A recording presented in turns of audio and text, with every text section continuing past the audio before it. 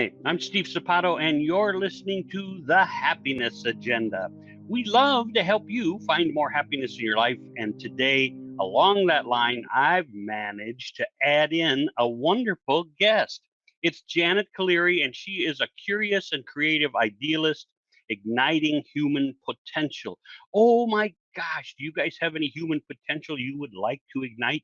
I hope you do. I hope we all find something new that we can absolutely grab a hold of and whip out in front of us and make our lives better. And with that, welcome, Janet.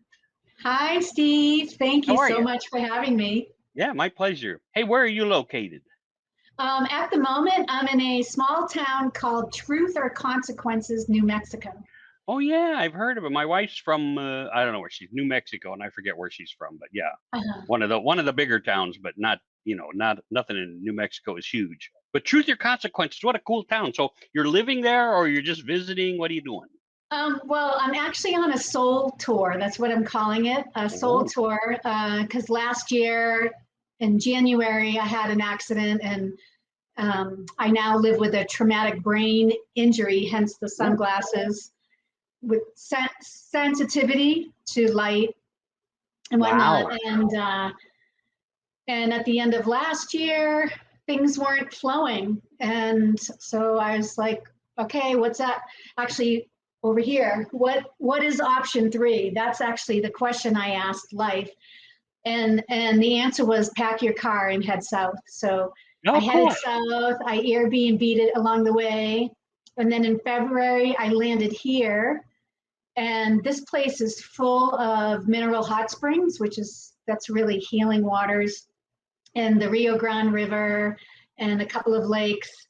And I just knew when I got here that this was the place for me to land for a while to settle my nervous system and further heal my TBI, my traumatic brain injury. So it's So it's been how did you amazing. get that? Were you riding a bicycle and crashed? What happened? No, long story short, I had these life-threatening hives and they Oh, weren't going away, and my throat closed one night and I went to the ER and they drugged me up, and then they sent me home in the middle of the night, and a day and a morning later in the bathroom, just I went unconscious oh and I wow. smashed my head and my face, and then I got up to find my phone to dial 911. And the first blow was so hard, I didn't know that. So I went unconscious a second time and I fell backwards. Oh, Yeah. Yeah. yeah. Well, and and that's why you should always have a partner with you. Yes. Well, at that time, I was living with my friend. I was renting a few rooms from him, but Oh, he was already gone to work. oh. Yeah. It's funny how things work out for us. Sometimes they're good and sometimes they're bad. When you said you just picked up and headed south, let's see, I'm 71, so 10, 11 years ago, something prompted me to do that. I lived in Davenport, Iowa, and I always cursed my relatives, in the wintertime, especially in Iowa, it's sleet and it's nasty ice and it's dirty snow. And I would always go, why did my relatives stop here? Why couldn't they have like gone on to New Mexico or gone on to Southern California? And then one day at 60, I just woke up and went, wait a minute, why am I blaming them when I could go? And that's Yes. what I did. I packed my little car. I was driving a little teeny car in those days, and packed my car with all my clothes and headed out, and that was it. That's the last time I actually lived back in my old hometown in Illinois and Wow. Iowa. And so it is when we make those decisions, isn't that? It's a critical, you have to reach a place where you make that decision. Is that what you talk about? Yeah, and the way that we can reach that place where we make these decisions is through, through curiosity, through that space where we're in acceptance and we're feeling more expansive, and where, we can be guided by our bodies, by our intuition. And often, we're conditioned to think and drive ourselves from our heads, but really often it's from the soul, the heart, the intuition. And it's scary because we're used to being in our heads and being mostly practical. And I just want to say that going on a soul tour It's I love epic. that. I love Yeah. that. Going on a soul tour. Janet started this journey, and we're going to find out here quick. I jumped into the middle of her life, so I want her to, Janet. I want you to go ahead and share with us, what you did to get you to this place. Like, I mean, a lot of people spend. I don't want 20 minutes of, I was a baby, but I Mm. certainly want to know what you struggled through and how you got to this place before you finally made that decision. So, would you share that with us? I would love to. Thank you. So just going back a little ways to 2009, real quick, I got really sick with adrenal exhaustion, and it turned out that I had H1N1. That was the big Oh. virus back then, and it really just wiped me out. And so I lost my business, my car. I mean, I lost everything, and I ended up in my parents' living room at the age of 43. That was not pretty. And so I was on the floor of my childhood bedroom on the rug, just bawling my eyes out, like complete distress, wanting to quit life. Done, get me out of here. And so I asked life, what is it going to take to get me off this rug and get me to be well enough so I can be a contribution again?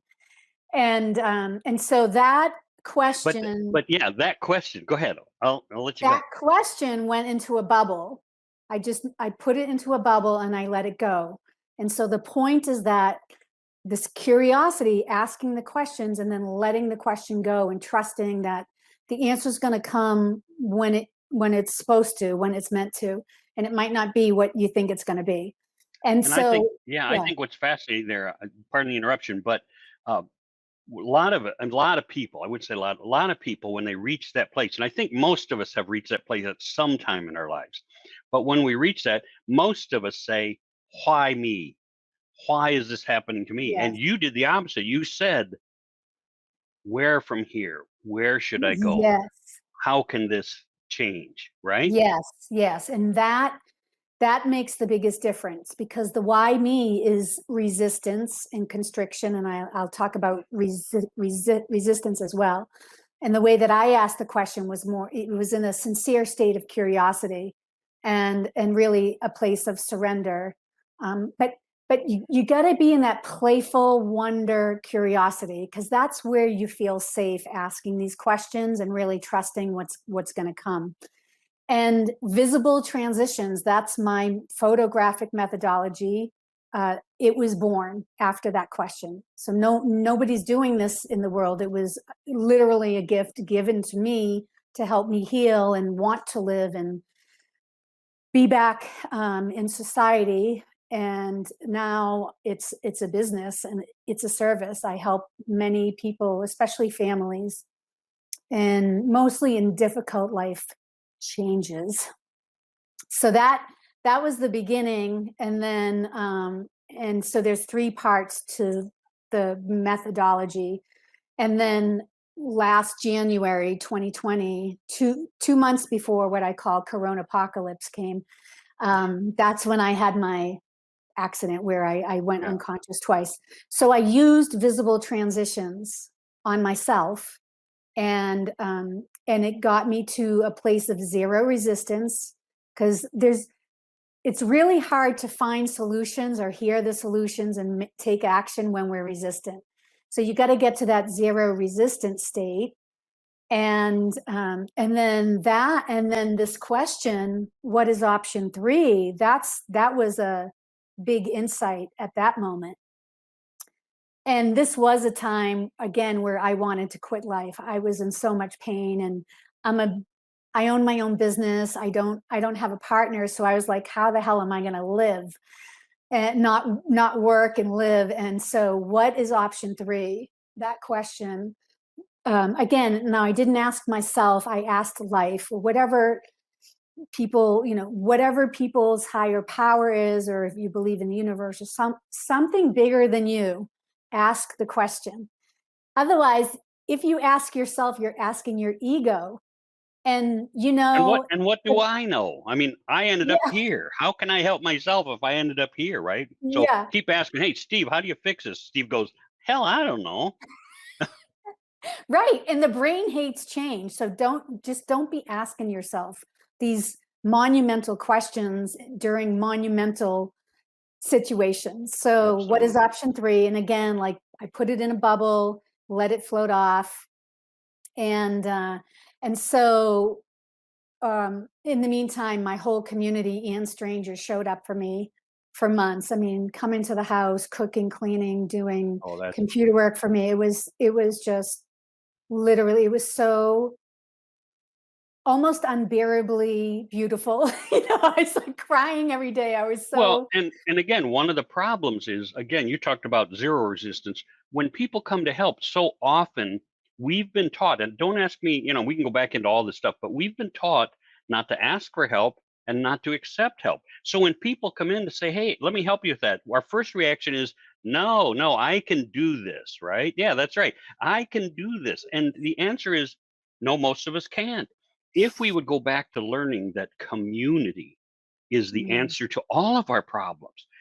Community can fix almost everything. And once we start allowing those people to come in and help us, touch us, reach into our hearts, and we reach into theirs, because face it, some people are happy when they're giving service.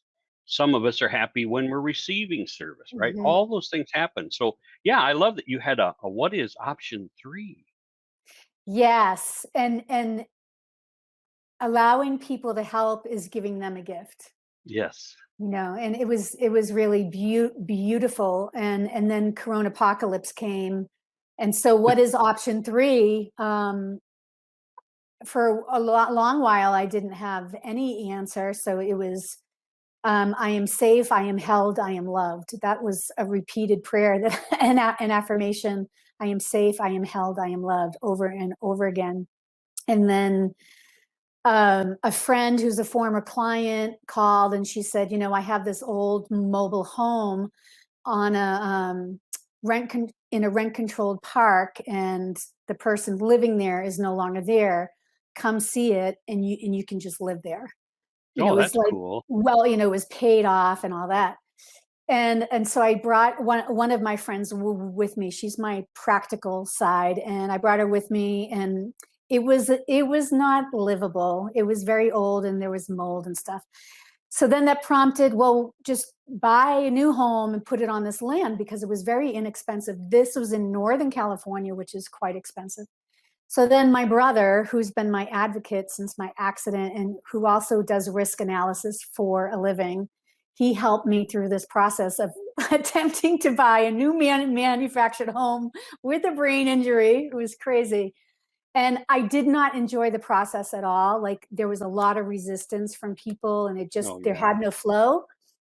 But I took my time, but I sensed, it wasn't going to end up being the right thing, but I wanted to go through it. I wanted to practice, being in acceptance. I wanted to learn. I wanted to just, practice trusting the process, trusting my intuition.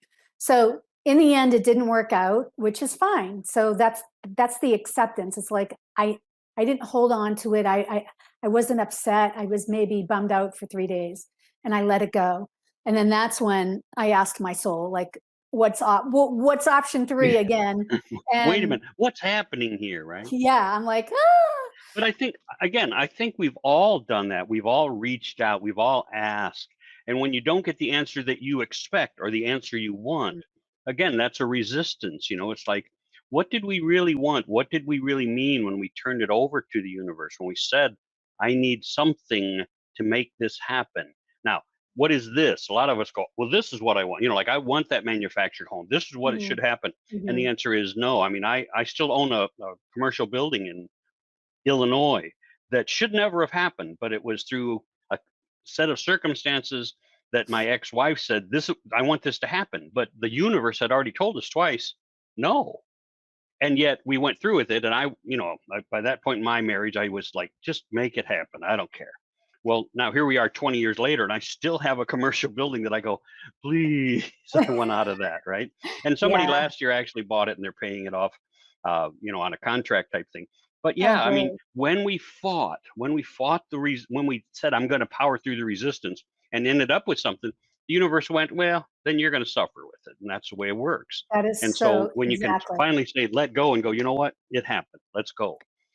And that's the name of your Power game. through, yes, power through with curiosity, not Yeah. the force. Like, let life have you. And it's scary, and it is exhilarating. It's just, there's so much wonder in it, and so much synchronicity and simpatico, and people might think I'm crazy. I'm a practical mystic. I got my practical side, but I live and work in the mystical world too, and so that's what, I packed my car, and I headed south, and I'm here, and so far there's no nudge or message to go somewhere next. Cool. That's cool. And one of the things that, I probably live by the motto that you're living for now, which Hmm. is asking is always the answer. Most Yes, people want to give an answer. They want an answer. The asking is the answer, right? And that's what yes. you have to start to understand. It's, I teach speaking and public speaking and communication skills to Mhm. businesses, but it's always in asking. How do you get to the answer to this? Well, like, you ask somebody, right? Hey, I have a problem with the sales team. Do you walk in and go, I have a problem with the sales team, you guys aren't performing? Or do you come in and go, hey, I heard we have some challenges. Who here would like to offer solutions? And guess Yes. what? You will get a lot more. So the answer is almost always in the ask. And that's what most people don't. They want to resist. I shouldn't say they want to resist. They don't know they're resisting when they make statements, right? Yes. Go Yeah, ahead. often we are unaware that we are in resistance. And often that will go to the 3 R's: resistance, resentment, revenge. Oh, And if we're living in the resentment, I mean, it's just blocking those solutions. And so when we ask questions, uh we put ourselves into a more accepting, I like to call it the parasympathetic state, which is the ooh, opposite of the that's a fight good or one. flight. Yeah, I mean, it's the healing state. It's the rest and digest in the calm state. Can I And interrupt? You said resistance, something, and revenge. What was that? Resistance, resentment. resentment. Thank you. Yeah, See, I'm that's a taking notes. whole other I'm taking notes. If you guys aren't conversation. taking notes when you're listening to this, you're making a mistake. This is where we're at. We have a great teacher here. I have a talk on the 3 R's as well. Cool. Yeah, Is it on and you? Is it on YouTube, or do you do it in person? I do it in person or on, podcast and Yeah. whatnot. But I am going to be recording it because I'm putting all my content online Yeah. as well. Yeah. So Yeah, because it'll there's be a lot of, available. that's one of the things that we have to really, I struggle to learn that myself as a professional speaker for over 40 years. I'm used to going out and teaching to people. And the last 5 years have been all about, well, how do you reach more people? I think, Mhm. like you said, what do you call it? The pocky clips, the Corona apocalypse, because it's corona like apocalypse. coronavirus came in, and Yeah. now it's the unveiling of the truth of Oh, many of our immature systems that haven't worked for a yeah. really long time, and they're dismantling. And it's painful for people, and at the same time, I'm really happy that Yeah. It'll take because we 5 get years to for us to. rewrite the script, That's right. It'll be right? 5 years before we figure half of this out. I mean, Hmm. people are still doing this and doing. You're like, what are you doing, right? Yeah. Yeah, there's so much knowledge, so much information, and yet we turn on the TV and say, that's it. This is what we're going to believe, and there's so much more out. Yeah. One of my techniques, called the neutrality practice, it actually helps you to dissolve your belief. It helps you to dissolve your stories and your belief, because you just mentioned that. So Yeah, I because walk. I always ask, what is okay? And I just did a talk in Vegas, and I went, what's the truth, right? What is the truth? And people go, well, it depends on what you're talking about. But I go, there is no truth, and they're like, what? I go, there is no truth. The truth, long time ago, was that there were witches, and the truth was that if you were a witch and they dunked you in the pond or the lake or the river and held you down long enough, if you died, you were innocent. If you didn't die, you brought up and you were breathing, you were a witch and they burned you at the stake, right? That was the Hmm. truth. I mean, the truth was when Christopher Columbus and who knows set off to sail, right? They said, Yeah. well, if you sail that way, you're going to fall off the edge of the earth because the earth is flat. Hmm. Well, guess what? He didn't fall off the end of the earth. So the truth up until then, 1490 or whatever it was that the earth was flat. And then the truth became something different. And I Different. guarantee you, all the truths that we know or think we know, it's like, oh, flying cars will never happen, right? Well, then one day we've got flying cars. Now, they're not everybody doesn't have one, but they exist. Yes. Just like self-driving, the world. I did a Tomorrowland Future World and You was my talk, and I was trying to teach people about their future. And part of that is by the year 2032, we won't own a car, we won't drive a car, we won't have to pay for gas or insurance because it'll all be self-driving. And people resist me on that all the time. I go, we've already hit the tipping point. If you look on all Mm. the ads on TV, like Chevy is saying 25 models by 2026 will be electric, right? Joe Biden has said that you're going to have 15 to 18,000 electric charging stations around the United States in the next 5 years. Well, all that means is that they know electric cars are coming. Well, when electric cars are there, self-driving is about an hour behind. Yeah. So, yeah, when we talk about what changes, what's the truth? If you keep asking yourself, isn't I love, Janet, that you have these questions, right? Which is stay curious. Hmm. What is the option? And that's what it is. It's if this wasn't the truth, what could be? Everybody says, well, this is what is. I go, is it?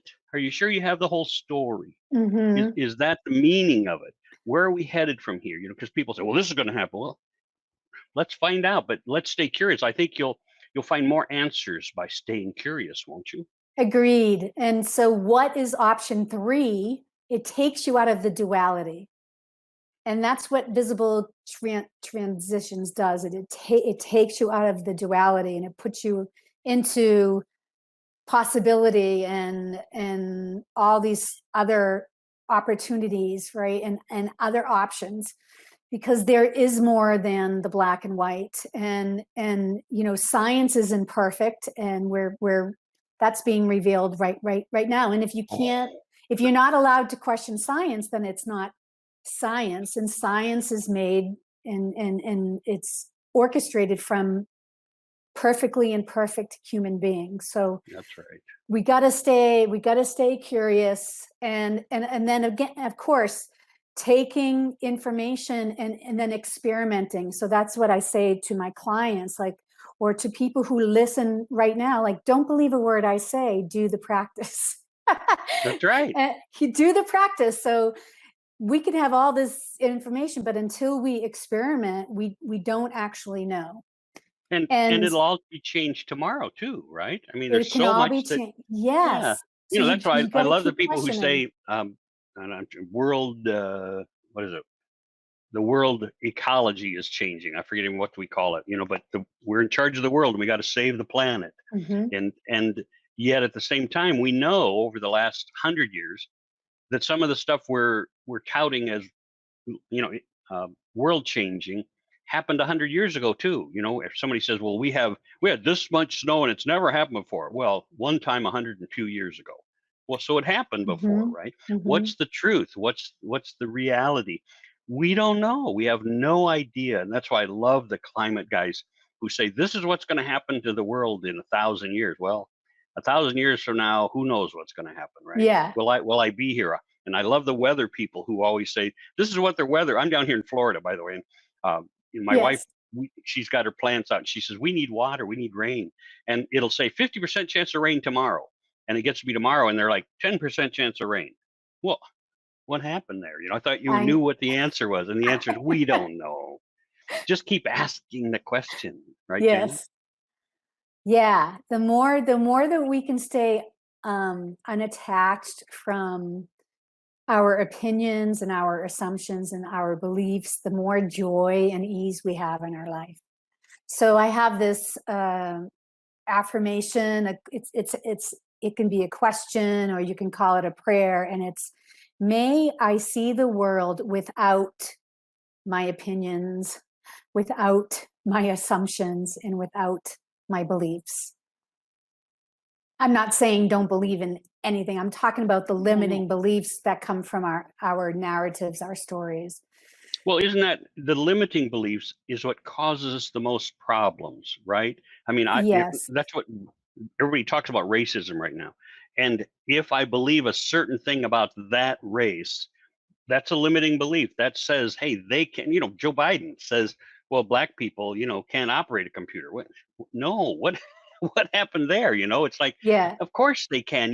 They can. Why would he say something like that? But it's true. We say it to each other and we say it all the time. If you have any prejudice in you, you're going to say some things that right after you say them, you're going to go, that was weird.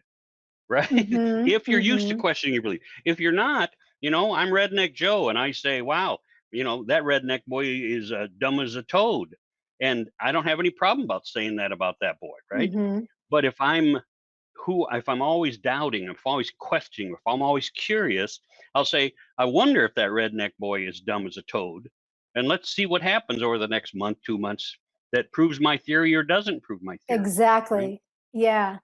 I met this gentleman through a conscious capitalism group last year, and it was like the first time I got onto the computer, onto a group with my TBI, and I was wearing sunglasses, and I like to match my clothes and my sunglasses and stuff, and he in his mind was like, who is this chick? Like Oh, she's all like LA Hollywood, you know.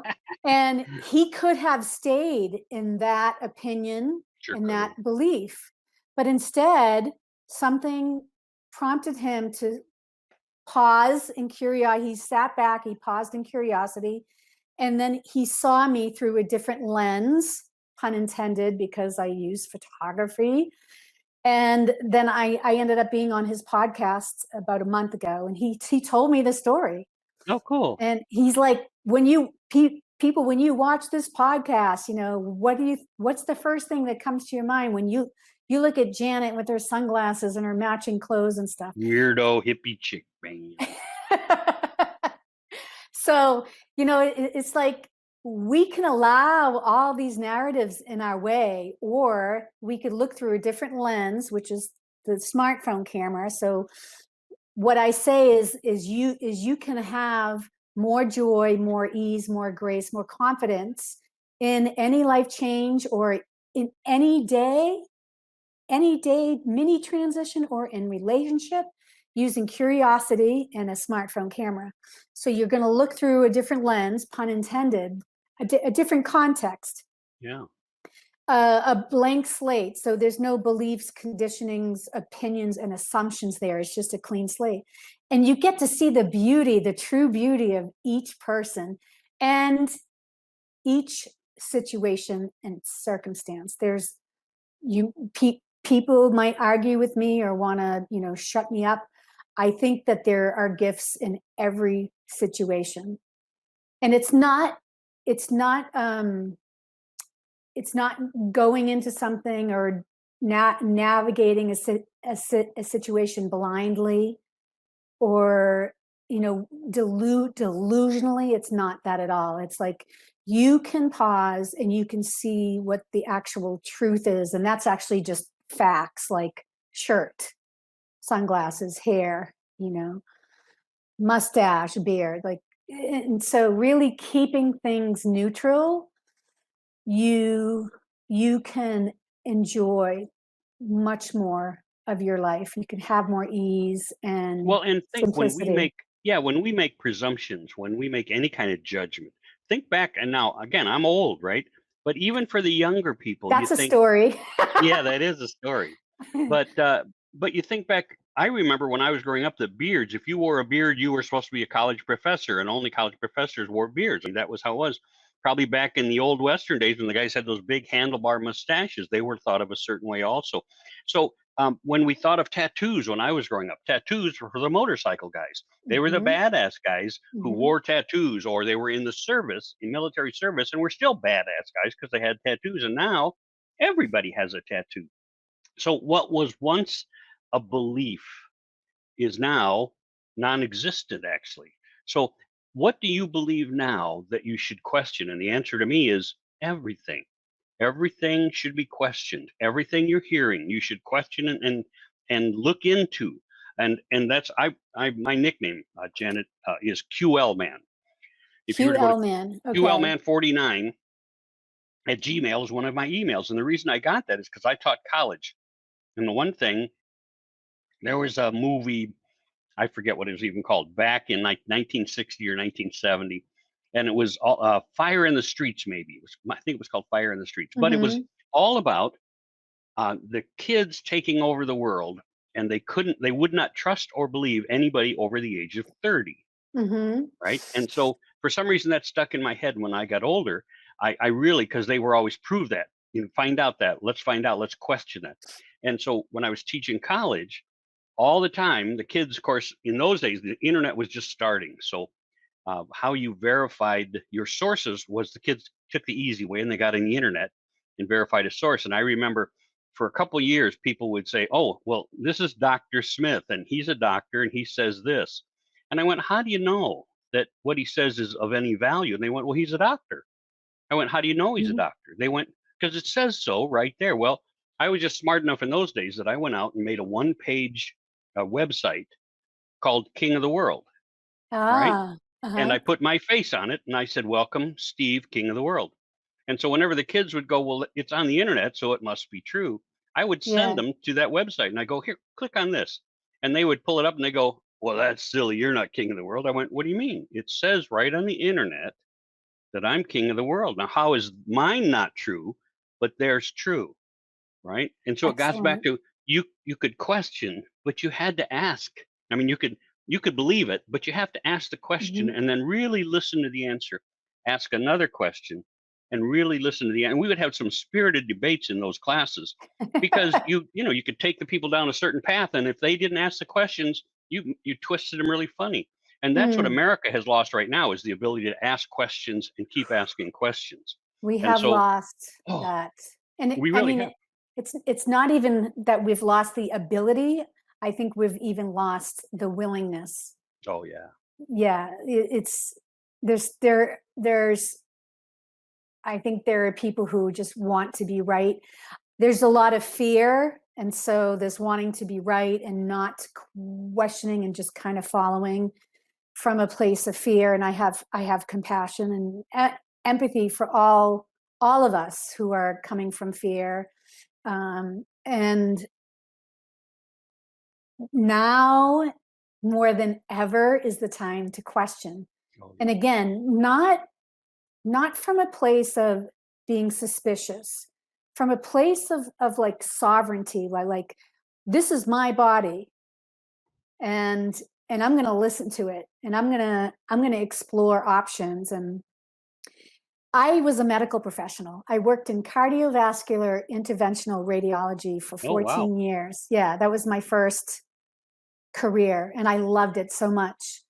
But then HMOs came into play, and it became a business. And I literally, my heart would sink. I could not tolerate treating patients like they were a number on a production line.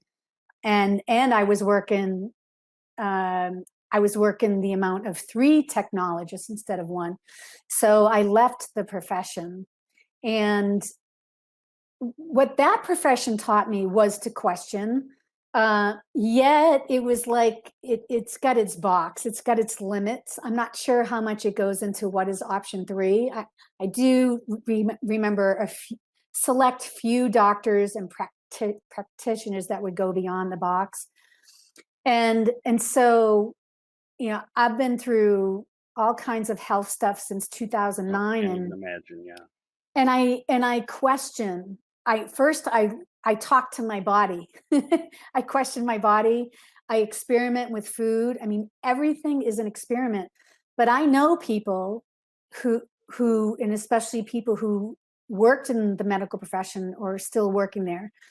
I see them not question. They just go in. Oh, The doctor is God. This is what the doctor said, and I'm doing this. And I don't want you to just love that cry. people? Yeah, I always ask people. I said, "Did you get a second opinion? When something bad is coming, because did you get a second opinion?" They go, "No." I go, "Why not?" They go, well, first of all, my doctor would probably be really mad. And I go, wow, you're talking about your life and your health, and you're worried about this guy being mad, this guy or woman, whichever it might be. But, Yeah, we've gotten to a that's how place we're where, conditioned. yes, that's exactly right. We're not taught. I always say we should revamp our complete education system because we haven't been taught a Absolutely. lot of things along the way. But one of them, we're taught to stay in the box, within the lines, when we should be teaching them how to reach outside the box, outside the lines. And we What is certainly option should be 3? teaching them, yeah, we certainly should be teaching them to ask a question. Hey, you should do this, Bobby. Why? Why should I do that? Mhm. Because, now sometimes you got to say, because it's safer for you and because I say so. Yeah, But, when they get a little bit older, it should always be why. Why don't you want me to do this?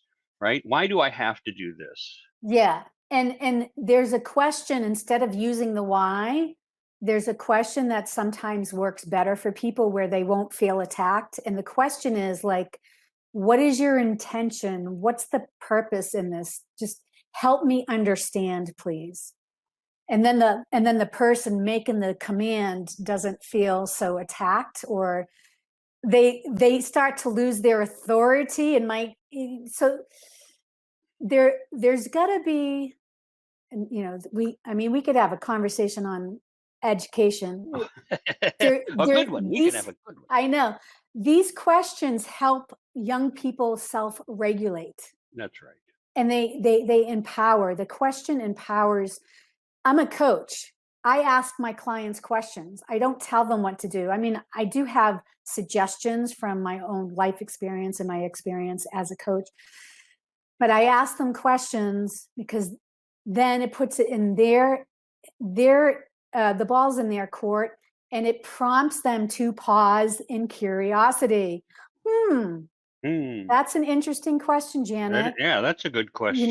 And then the answer's there, and it might not be there like right then, but it's there. And the more that we can question, the more we empower everyone, the more we become equals. And the more, especially for young people, children, they can self-regulate. Like, we're really moving out of the paradigm of patriarchy and authoritarianism. We're really moving, because that just no longer works. It never worked. And I like that. No, it didn't work. Hey, I it hate didn't. to interrupt you, but we're running Oh, out of time. oh And I my have yet gosh. to tell people or ask you, tell people how they can get in touch with you. Sure. You can go to visibletransitions.com or janetcaliri.com, and you can get in touch How with do you me spell there. Caliri? How do you spell Caliri? Caliri. It's Sicilian. It's Caliri. Yeah. Caliri. And Janet is traditional, Janet, Caliri, Yes. Calini. IRI. Oh, I Yes. messed that up bad. That's okay. Caliri. So Yeah. janetcaliri.com, visibletransitions.com. And what's your email if they decide to email you? My email is janet@janetcaliri.com. Okay, that's really cool.